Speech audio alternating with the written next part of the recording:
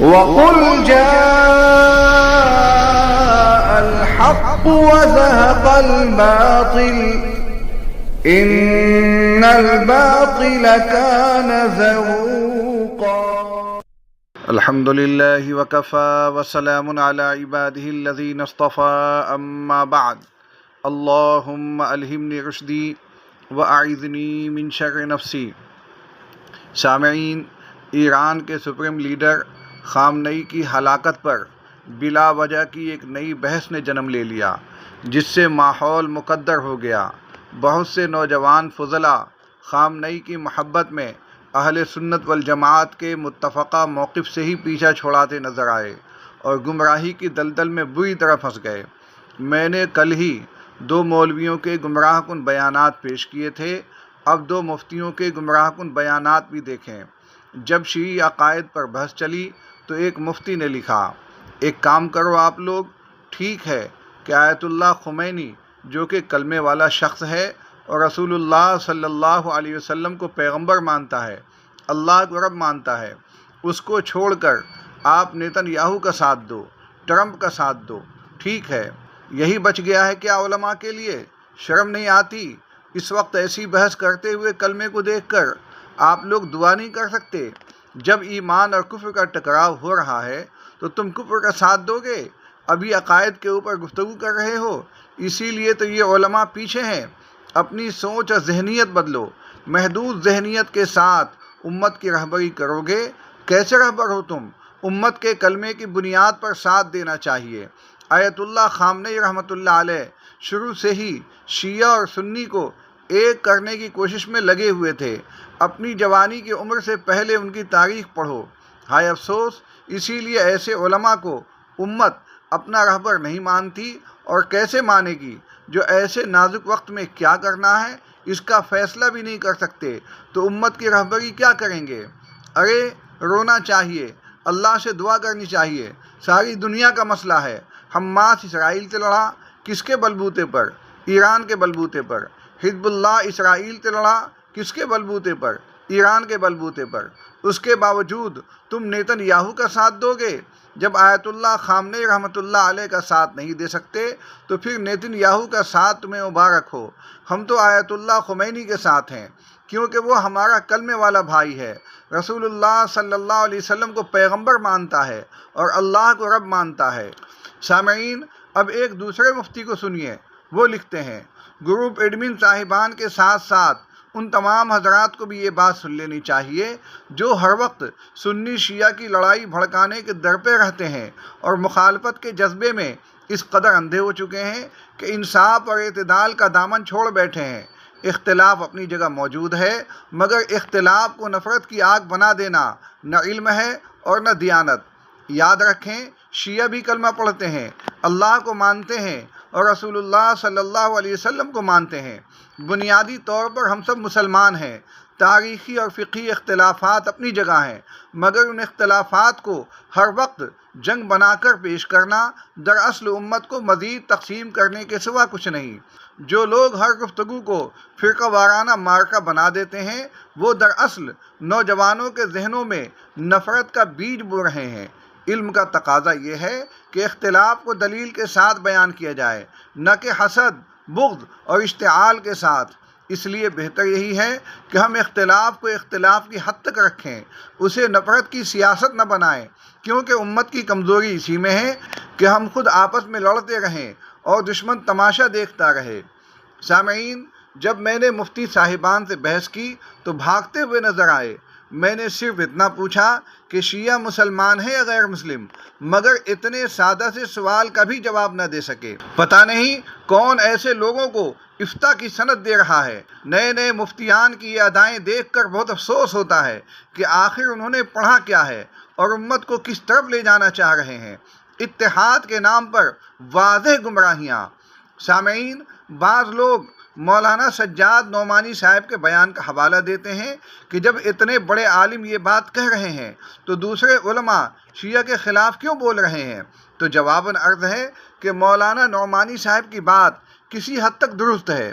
انہوں نے شیعہ پر کوئی حکم نہیں لگایا ہے، انہوں نے ان کے مسلمان ہونے کی سند نہیں دی ہے۔ ہاں، ان کا یہ جملہ کہ ایران پر حملہ شیعیت پر حملہ نہیں، اسلام پر حملہ ہے، یہ ہرگز درست نہیں۔ سجاد نعمانی صاحب کے جملے ملاحظہ ہوں۔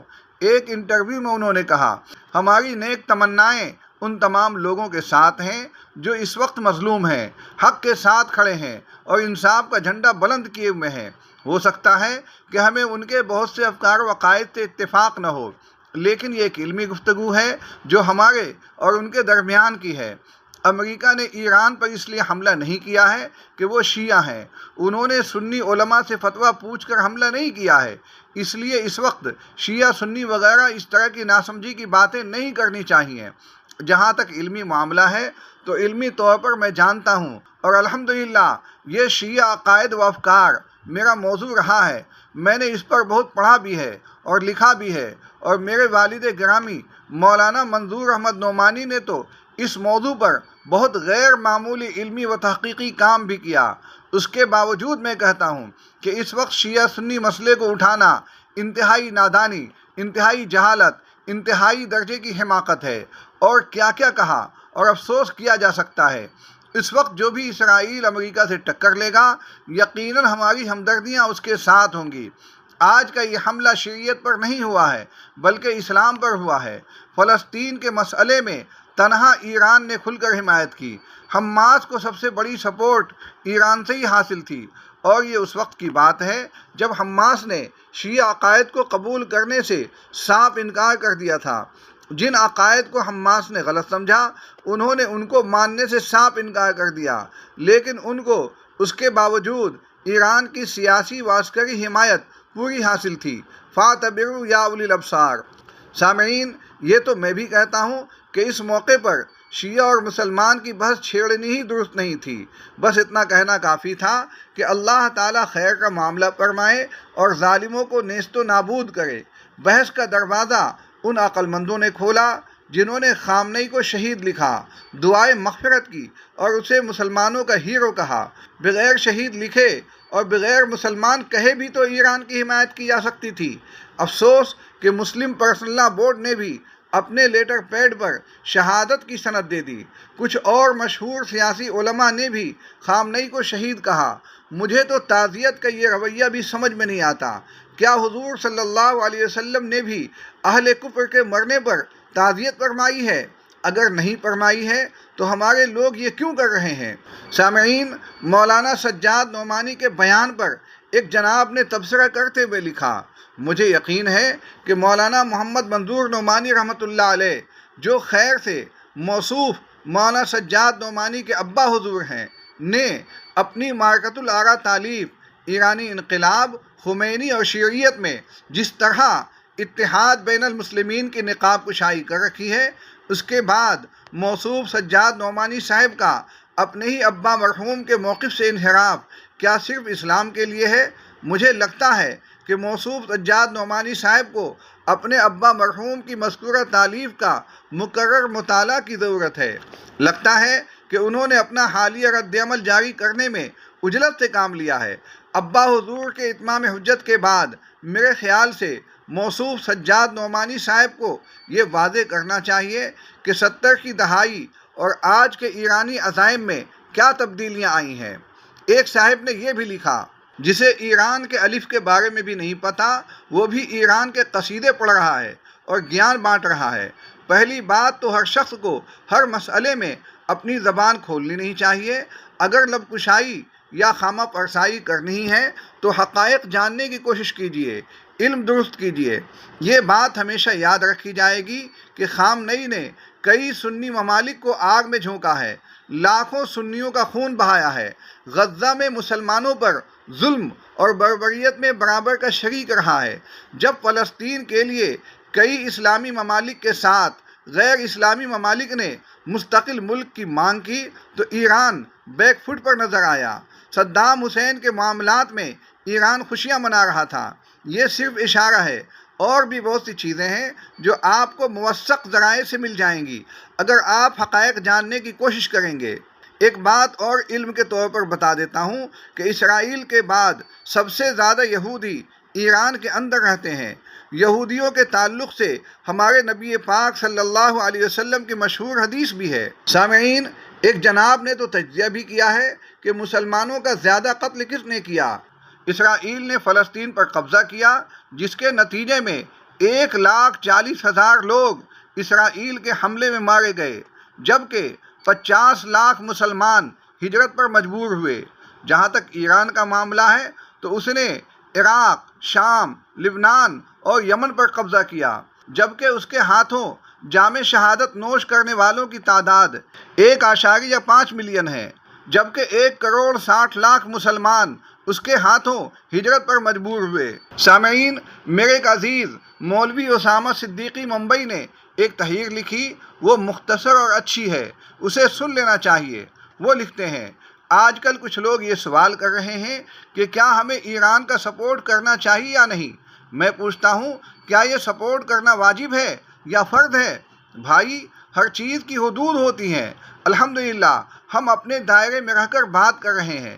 اگر کسی کو حمایت کی حدود معلوم نہیں تو بہتر ہے خاموش رہے۔ ہمیں یاد رکھنا چاہیے کہ ہمارے لیے ایمان ضروری ہے، جان ضروری نہیں۔ آج دیکھا جا رہا ہے کہ کچھ لوگ ایران کی حمایت میں اور خامنئی کے مرنے پر اس حد تک افسوس جتا رہے ہیں کہ ان کا ایمان ڈگمگانے لگتا ہے۔ ایسا محسوس ہوتا ہے جیسے وہ صرف سیاسی حمایت نہیں بلکہ عقیدے کی تائید تک پہنچ گئے ہوں۔ یہی وہ مقام ہے جہاں مسلمان افراط و تفرید کا شکار ہو جاتا ہے۔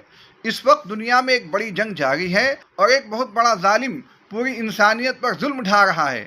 معصوم بچوں کا قتل، ظلم اور بربریت، یہ سب انسانیت کے خلاف جرم ہے۔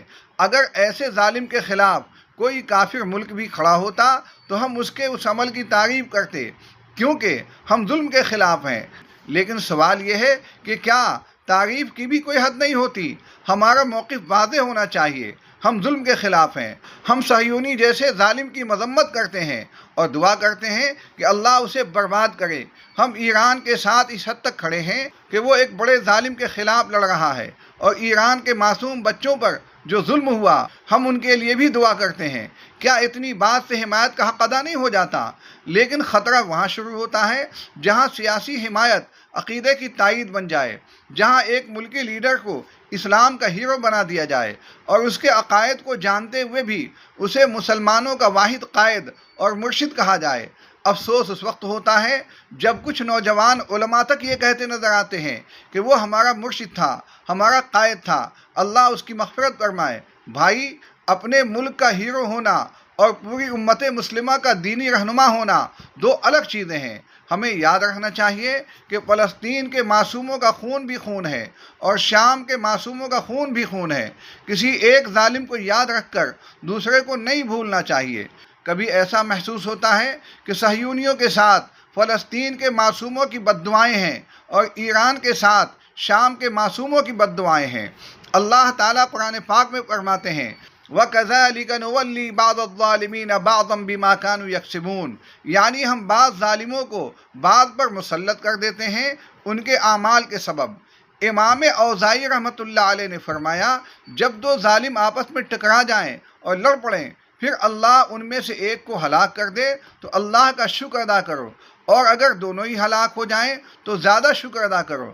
سیر اعلام النبلاء جلد نمبر 8 صفحہ نمبر 458۔ آج اگر مسلمان سوشل میڈیا کی لہر میں بہہ کر کفر کو ایمان بنا کر پیش کر سکتا ہے تو سوچو کل فتنہ دجال میں کتنی جلدی بہہ جائے گا۔ اس وقت ضرورت اس بات کی ہے کہ ہم اپنے ایمان کو ٹٹولیں، افراط و تفرید سے بچیں، ظلم کے خلاف کھڑے ہوں، لیکن اپنے عقیدے کی حفاظت بھی کریں۔ یاد رکھو، ہمارے لیے ایمان ضروری ہے، جان ضروری نہیں۔ اللہ تعالی ہمارے ایمان کی حفاظت فرمائے۔ سامعین، اس موقع پر یہ بھی عرض کر دوں کہ کسی کی تکفیر یا تسلیم کوئی معمولی بات نہیں، اس پر بے شمار مسائل متفرع ہوتے ہیں۔ شادی بیاہ، نماز جنازہ، عام نمازوں کا مسئلہ اور تکفین و تدفین وغیرہ کھڑا ہوگا۔ جس طرح کسی مسلمان کو کافر کہنا گناہ ہے، اسی طرح کسی کافر کو مسلمان کہنا بھی گناہ ہے۔ جو لوگ شیعہ کو کلمہ کی بنیاد پر مسلمان مانتے ہیں تو سوال یہ ہے کہ کیا ان کے نزدیک شیعہ گھرانے میں شادی بھی جائز ہے؟ اگر شادی جائز ہے تو صاف صاف کہیں، اور جائز نہیں تو وجہ بھی بیان کریں۔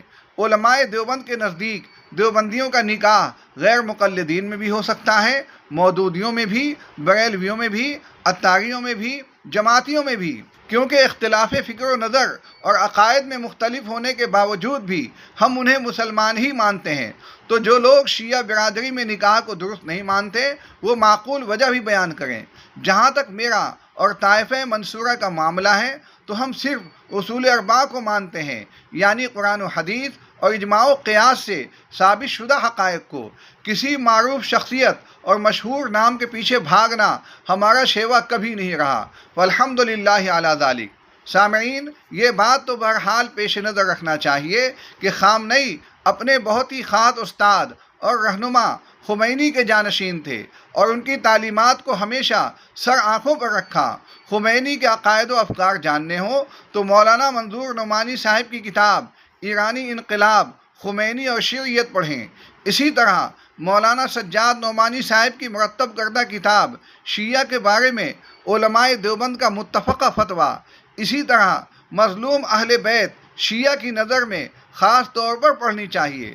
خمینی کا صرف ایک نظریہ یہاں پیش کرتا ہوں، دیکھیے خامنئی کے پیر و مرشد خمینی کیا کہتے ہیں۔ میں جرأت کے ساتھ دعویٰ کرتا ہوں کہ آج کی ایرانی قوم اور اس کی کروڑوں کی آبادی آج کے دور میں رسول اللہ صلی اللہ علیہ وسلم کے دور کی حجازی اور امیر المؤمنین علی و حسین ابن علی صلوات اللہ وسلامہ علیہما کے دور کی کوفی و عراقی اقوام سے بہتر ہے۔ صحیفہ انقلاب صفحہ نمبر 46۔ سامعین، اخیر میں ایک استفتاء اور فتویٰ سنا کر اپنی بات ختم کرتا ہوں۔ سوال: کیا فرماتے ہیں علماء دین و مفتیان شرع متین مسئلہ ذیل کے بارے میں کہ اس وقت عالمی پیمانے پر اہل باطل، مفسدین و مبتدعین، ملاحدہ و زنادقہ، یہود و نصارہ، کفار و مشرکین اور مختلف ممالک کے بددین ولا مذہب ارباب حل و عقد کے درمیان محض دنیاوی مادی مفادات اور سیاسی ملکی اعلیٰ اقتدار کے حصول کے لیے بڑے زور و شور کے ساتھ جنگ و جدال جاری ہے۔ اسی جنگ میں اہل ایران کے مذہبی قائد و سیاسی رہنما کی ہلاکت بھی ہو گئی ہے۔ اس صورتحال میں ان کے لیے اظہار ہمدردی اور تعزیت کرنا، حاضرانہ یا غائبانہ نماز جنازہ پڑھنا یا دعائے مغفرت اور ایصال ثواب کرنا کیسا ہے؟ جیسا کہ بعض ائمہ و علماء اور قوم کے بعض بے علم و خرد افراد کر رہے ہیں۔ سوال یہ ہے کہ سبائی، رافضی، اثنا عشری کے بارے میں اہل حق حضرات اہل سنت و جماعت کا اور اکابر دیوبند کے اہل علم و افتاء کا موقف اور فتویٰ کیا ہے؟ المستفتی، ضیاء الحق فرید آبادی، 2 مارچ 2026۔ الجواب بعون الملہم للصدق والصواب۔ محققین اہل السنہ والجماعہ حضرات علماء کرام و مفتیان اعظام کے نزدیک سبائی، رافضی، اثنا عشری دائرہ اسلام سے خارج ہیں۔ ان کے معتقدات مثلاً عقیدہ تحریف قرآن، سب و شتم و بغض صحابہ کرام، اعتقاد عصمت ائمہ اثنا عشر وغیرہ کے کفر ہونے میں کوئی شک و شبہ نہیں ہے۔ اسی بنا پر اہل سنت کے متقدمین سے متاخرین تک محققین اہل علم و افتاء کا فتویٰ یہ رہا ہے کہ دینی امور میں ان کی اقتداء نہ کی جائے، ان کا ذبیحہ نہ کھایا جائے، ان کے ساتھ مناکحت نہ کی جائے، ان کو اپنے قبرستان میں دفن نہ کیا جائے اور ان کے قبرستان میں اپنوں کو دفن نہ کیا جائے، ان کی نماز جنازہ نہ پڑھی جائے، ان کے لیے دعائے مغفرت اور ایصال ثواب نہ کیا جائے، کیونکہ یہ اہل ایمان ہی کا حق ہے۔ البتہ محض کسی کی عیادت و تعزیت کرنا اخلاقی بات ہے، مگر اس میں بھی شرعی حدود کو پامال کرنا کسی مسلمان کے لیے شرعاً جائز و درست نہیں۔ واللہ ولی التوفیق والہدایہ والعاصم من الغباوہ والغوایا۔ انتباہ: اہل ایران کے دینی قائد و دنیاوی رہنما، خامنئی کے مذہبی قائد و سیاسی رہنما علامہ خمینی علیہ ما علیہ کی کتاب کشف الاسرار اور الحکومت الاسلامیہ، اس کی اردو ترجمانی جماعت اسلامی نے کی تھی۔ ان دونوں کتابوں میں ان کے ارادے، عزائم اور منصوبے پڑھے، دیکھے اور سمجھے جا سکتے ہیں۔ اس سلسلے میں حضرت مولانا محمد منظور نعمانی کی کتاب ایرانی انقلاب، امام خمینی اور شیعیت، شیعہ امامیہ اثنا عشریہ سے متعلق علماء اسلام کا متفقہ فتویٰ، نیز والد محترم حضرت مولانا مفتی عبدالقدوس رومی کا مختصر و جامع رسالہ اسلامی حکومت کی کہانی علامہ خمینی کی زبانی کا مطالعہ مفید و نافع اور چشم کشا ہوگا۔ استکتبہ الاحقر مجد القدوس خبیب رومی عفی اللہ عنہ، مفتی مدرسہ عربی مظاہر علوم سہارنپور، 15 رمضان 1447 ہجری۔ وآخر دعوانا الحمد للہ رب العالمین۔